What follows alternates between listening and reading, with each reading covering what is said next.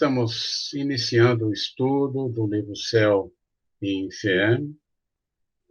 Estamos no capítulo 5, no último item, a comunicação de Antoine Bell. E nós vamos finalizar, então, o capítulo 5, fazendo uma leitura, comentários, e após, então, na próxima semana, iniciaremos o capítulo 6. Antoine Bell era o caixa de uma casa bancária do Canadá e suicidou-se a 28 de fevereiro de 1865. Um dos nossos correspondentes médico e farmacêutico, residente na mesma cidade, deu-nos dele as informações que se seguem. Conhecia-o havia perto de 20 anos, como homem pacato e chefe de numerosa família. De tempos, a certa parte, imaginou ter comprado um tóxico da minha farmácia, servindo-se dele para envenenar alguém.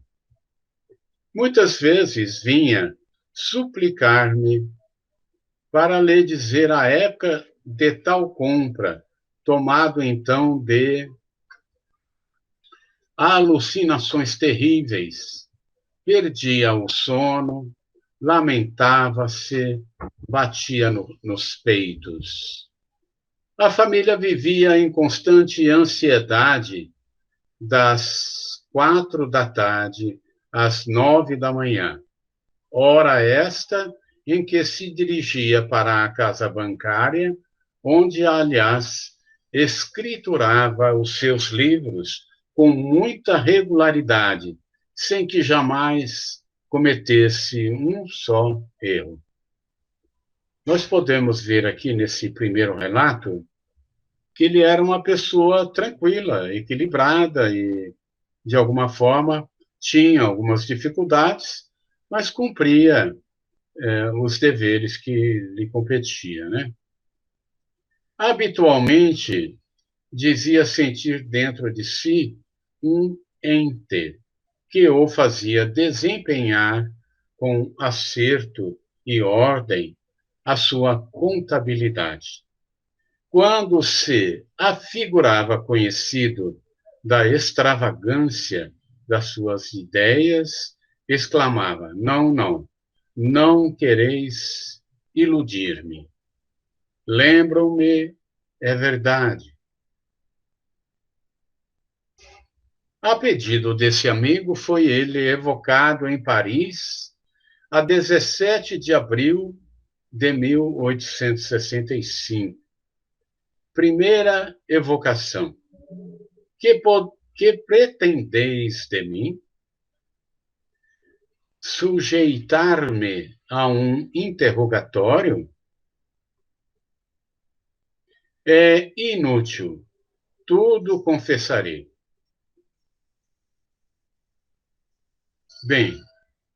Bem longe de nós o pensamento de vos afligir com perguntas indiscretas. Desejamos saber apenas qual a vossa posição nesse mundo, bem como se poderemos ser-vos úteis. Interessante, né? Ele ficou um pouco inseguro e faz a pergunta, e a equipe da Sociedade Espírita de Paris já afirma para ele que não, que é para ele ficar tranquilo e que possivelmente eles serão úteis a ele, né? Se for possível, ser-vos-eis extremamente grato. Tenho horror ao meu crime e sou muito infeliz. Temos a esperança de que as nossas preces atenuarão as vossas penas. Afigura-se-nos que vos achais em boas condições, visto como o arrependimento já vos assedia o coração, o que constitui um começo de reabilitação. Isso é verdade, viu, gente? Toda dificuldade que nós temos e todo processo de melhora em nós, ele tem que ter o primeiro passo, o arrependimento. Porque se não tivermos o arrependimento das coisas que fizemos, tudo é inútil. Tudo fica completamente congelado, porque sem o arrependimento não tem como seguir o processo de evolução, reparação, conscientização. Deus, infinitamente misericordioso, sempre tem piedade do pecador arrependido. Orai conosco. Faz-se a prece pelos suicidas, a qual se encontra em o Evangelho segundo o Espiritismo. Agora tende a bondade de nos dizer de quais crimes vos reconheceis culpado. Tal confissão, humildemente feita, ser-vos-á favorável. E é verdade, né, gente? Quando você solta alguma coisa presa em você, alguma coisa que você está, de alguma forma, reprimindo, há um grande alívio, né?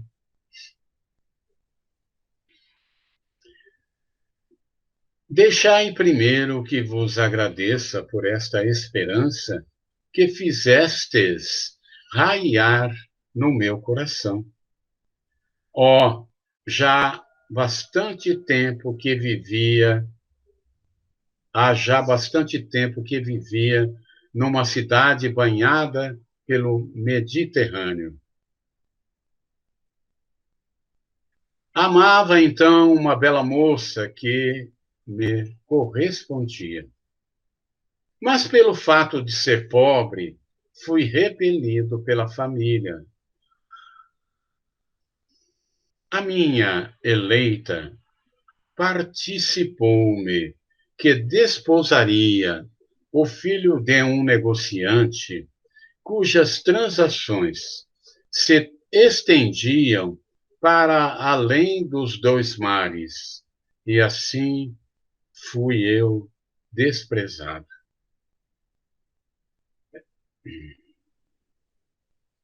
Louco de dor, resolvi acabar com a vida, não sem deixar de assassinar o detestado rival, saciando o meu desejo de vingança. Repugnando-me os meios violentos,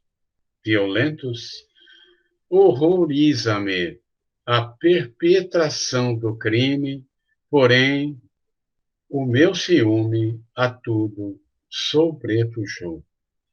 Ele tinha uma certa dificuldade no planejamento e na ação do crime, mas o ciúme dele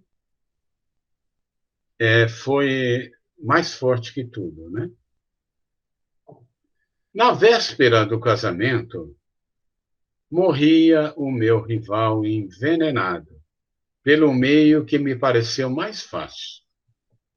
Eis como se explicam as reminiscências do passado.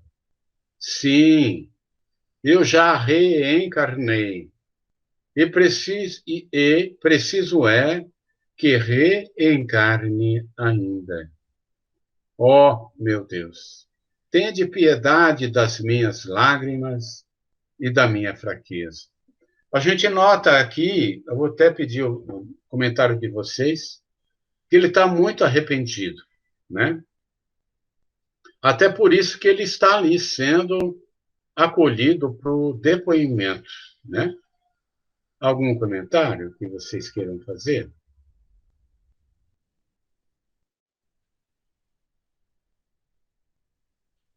Tudo bem?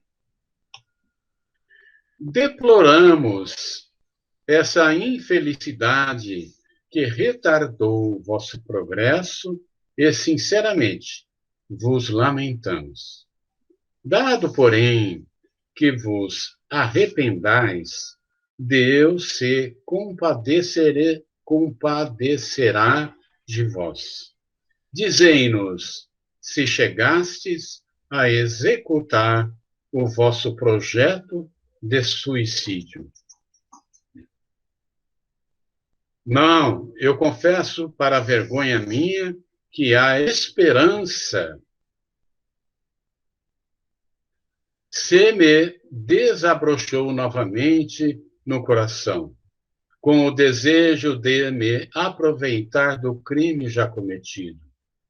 Traíram-me, porém, os remorsos, e acabei por expiar no último suplício aquele meu desvario. Enforquei-me. Ele alimentou uma esperança de se casar com a moça, mas a consciência pesou demais, né? Na vossa última encarnação, tinhais a consciência do mal praticado na penúltima? Nos últimos anos somente, e eis como. Eu era bom por natureza, e depois de submetido, como todos, os homicidas, ao tormento da visão perseverante da vítima, que me perseguia qual vivo remorso, dela me descartei depois de muitos anos, pelo meu arrependimento e pelas minhas preces. Recomecei outra existência, a última, que atravessei calmo e tímido. Tinha em mim como que vaga intuição da minha inata fraqueza, bem como da culpa anterior, cuja lembrança em estado latente se conservara. Mas um espírito obsessor e vingativo, que não era outro senão o pai da minha vítima, facilmente se apoderou de mim e fez reviver no meu coração, como em mágico espelho, as lembranças do passado.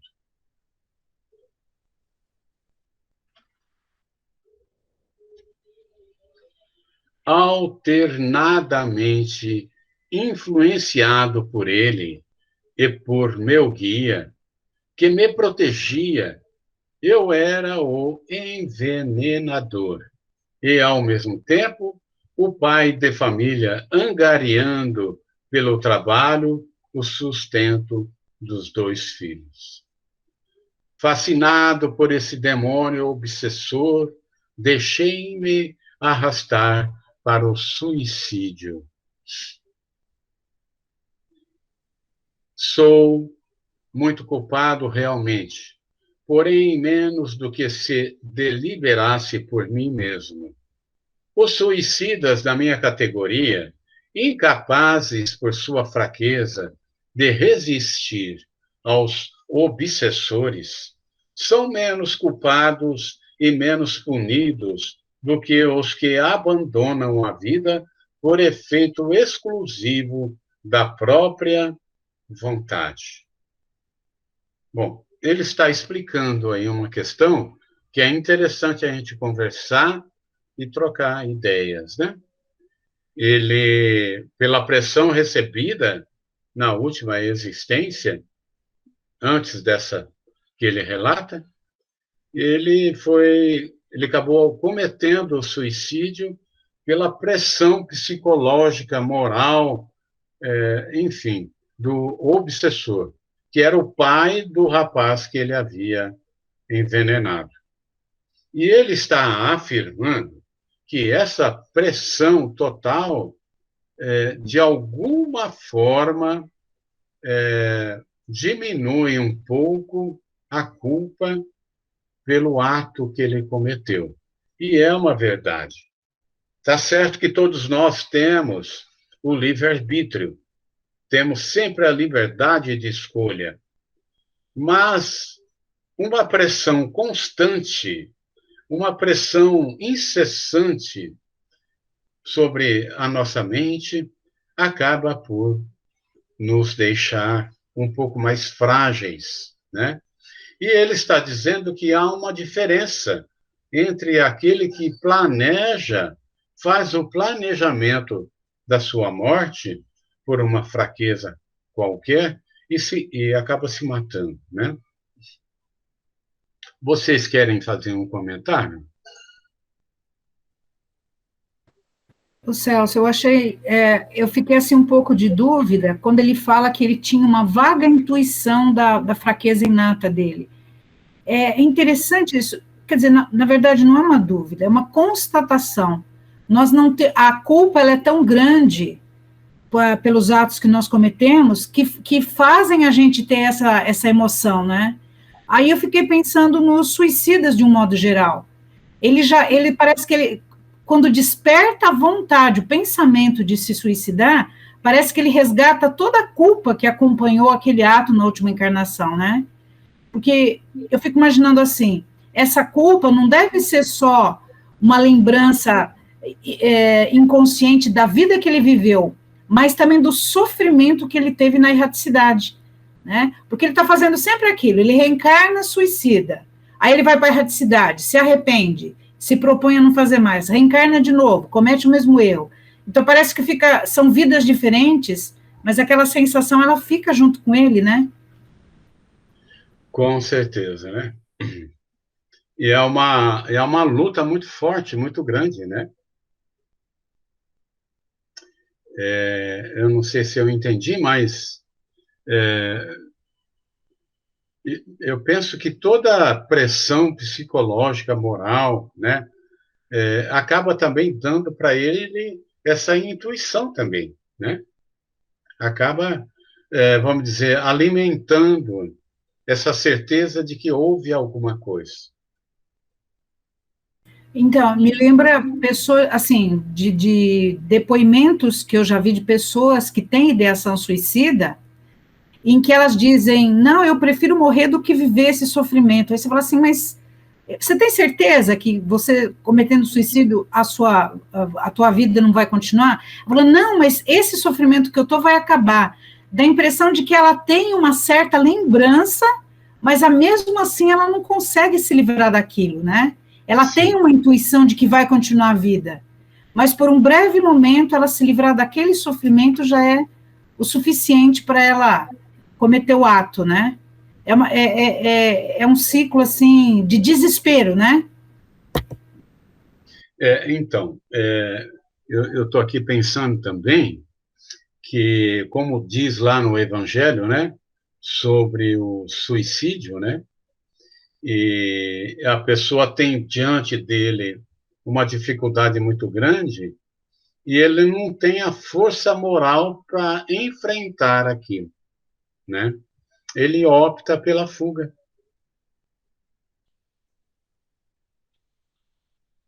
Então vamos em frente aqui.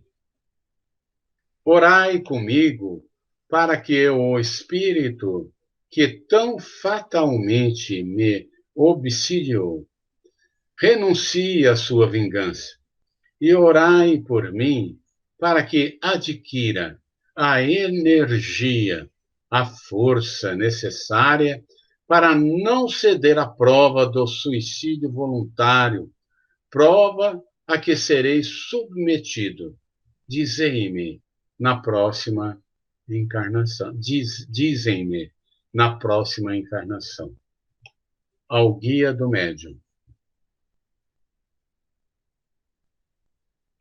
espírito obsessor pode realmente levar o obsidiado ao suicídio?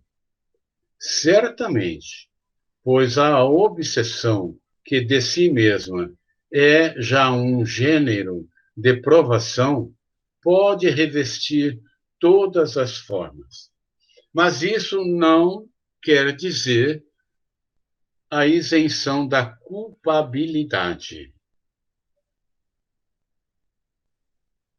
O homem dispôs sempre do seu livre arbítrio e, consequentemente, está em si o ceder ou resistir às sugestões a que o submetem. Assim é que, sucumbindo, o faz sempre por assentimento da sua vontade. Quanto ao mais, o espírito tem razão dizendo que a ação instigada por outrem é menos culposa e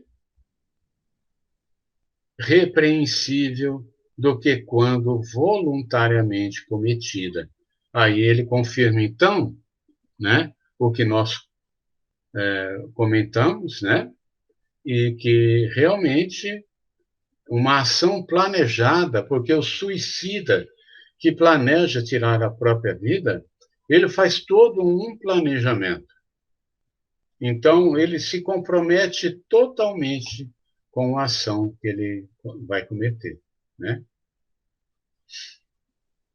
Contudo, nem por isso se inocenta de culpa, visto como, afastando-se do caminho reto, mostra que o bem ainda não está vinculado ao seu coração.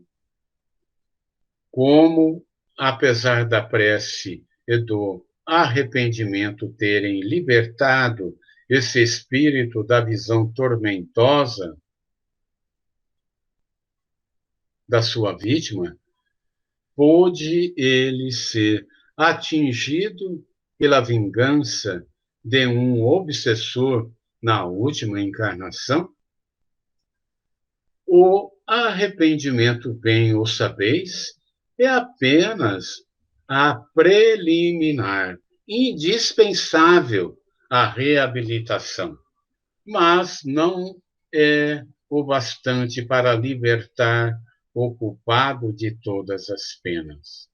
É o primeiro passo, né, gente? Como nós comentamos. Sem o arrependimento não se dá outro passo. Não é possível. Sim, sem o arrependimento haverá mais sofrimento. Isso é uma coisa muito séria.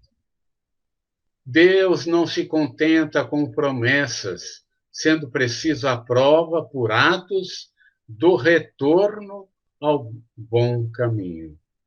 Eis porque o espírito é submetido a novas provações que o fortalecem, resultando-lhe um merecimento ainda maior quando delas sai triunfante. Interessante, porque esse comentário aí, ele abre outras reflexões, né? O quanto que nós somos dependentes das provas. Porque sem prova, nós não vamos a lugar nenhum. É como um fruto maduro que apodrece sem utilização. Então, o espírito é sempre colocado em provas, porque ele é submetido a essas provas para a sua própria evolução, aprendizado e experiência. O espírito só arrosta com a perseguição dos maus, dos obsessores, enquanto estes o não encontram assaz forte para resistir-lhe. É com certeza, gente. Vou fazer aqui um comentário. O obsessor nosso, quem aqui estiver certeza de que não tem, está tudo certo. Mas quem não tem certeza... Mas quando o obsessor nosso nos encontra e nós estamos com a nossa, vamos dizer, vivência um pouco fragilizada, ele tem acesso a nós. Mas quando, apesar de dificuldades que trazemos, mas quando temos as intenções e quando agimos pelo bem, pela nossa transformação, ele pode sim estar do nosso lado, mas não tem acesso a nós, tá? Então, eu posso ter um companheiro meu de outra vida ou dessa vida, ele pode estar me observando na espreita, né? Me observando mesmo, mas se eu não permitir, ele não tem acesso a mim. Então, somos nós que abrimos o canal para que o obsessor entre a fazer, influenciar a todos nós, né? Então, quando se está com a intenção e o trabalho no bem, estamos, de alguma forma, protegidos, mesmo que ele esteja próximo, né? Encontrando resistência, eles o abandonam, certos da inutilidade dos seus esforços. Estes dois últimos exemplos mostram-nos a renovação da mesma prova em sucessivas encarnações e por tanto tempo quanto o da sua ineficácia. Então, ele sempre vai ter provas instigando ele ao suicídio, até que um dia, numa existência, ele rejeita essa hipótese. Mas ele precisa passar pela prova. Antoine Bell patenteou-nos, enfim, o fato muito instrutivo do homem perseguido pela lembrança de um crime cometido em anterior existência, qual um remorso e um aviso.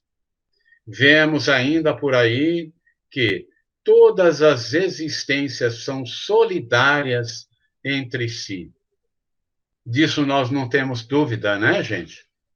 Todas as existências são solidárias umas às outras. Que a justiça e bondade divinas se ostentam na faculdade ao homem conferida de progredir gradualmente, sem jamais privá-lo do resgate das faltas. Que o culpado é punido pela própria falta, sendo essa punição, em vez de uma vingança de Deus, o meio empregado para fazê-lo progredir. Então, um último comentário, né? Essa última explicação, ela dá um comentário interessante, porque talvez olhando alguém, ou talvez lendo na literatura espírita, se lê assim, castigo de Deus. Deus não castiga ninguém, gente. Nunca castigou, nem vai castigar. As provas são por nós escolhidas pela necessidade que temos delas, né? Então, eu fiz isso e agora vou passar por isso. Sou eu, em espírito livre, lá no mundo espiritual, que vou escolher as provas que me darão a oportunidade da reparação do erro que eu cometi. Nunca, jamais Deus castigou ninguém. Não existe isso. Somos, sim, punidos pela lei da ação e reação, mas somos nós que escolhemos as nossas provas. E é isso. Algum comentário final que alguém queira fazer? É por isso que eu falei, né? O que será que eu fiz, né? Vendo essas coisas que a gente tem estudado aí nesse estudo sobre suicídio, né? Que é o que mais a gente tem visto, né? Nesse céu e inferno, né? Às vezes eu fico pensando, né? Será que quando em alguma outra vida eu me suicidei, me pulei de um prédio de 1000 andares, daí eu vim com essas pernas cheias de problema agora? Todas as dificuldades que nós temos têm um fundamento, né? E toda dificuldade está amparada pela misericórdia do Pai, né? Então... eu fiz isso, ainda ele foi bonzinho, né? Porque os problemas são difíceis, mas ainda está sendo suportável, né? Porque tem piores, né? Pois é. É uma brincadeirinha, né? Talvez você fez crianças ajoelharem no milho. Isso. Vai ver que eu fui muito ruim. Fui uma professora que deixava as crianças ajoelhadas no milho em alguma coisa. Brincadeirinha, mas é sempre... Nós temos que analisar também que pode ser alguma coisa dessa própria vida, né? Com então, a gente, quando planta, a gente não observa, a gente não presta atenção, né? A semente que a gente está jogando, né? Depois, na hora de colher, fazer o quê? Tem que colher, né? Não prestou atenção na hora de plantar, e a gente sabe lá. Queremos, então, agradecer esse estudo tão importante, essa reflexão que foi feita e que traz tantas possibilidades de aprendizado. A nossa gratidão a todos. Boa tarde.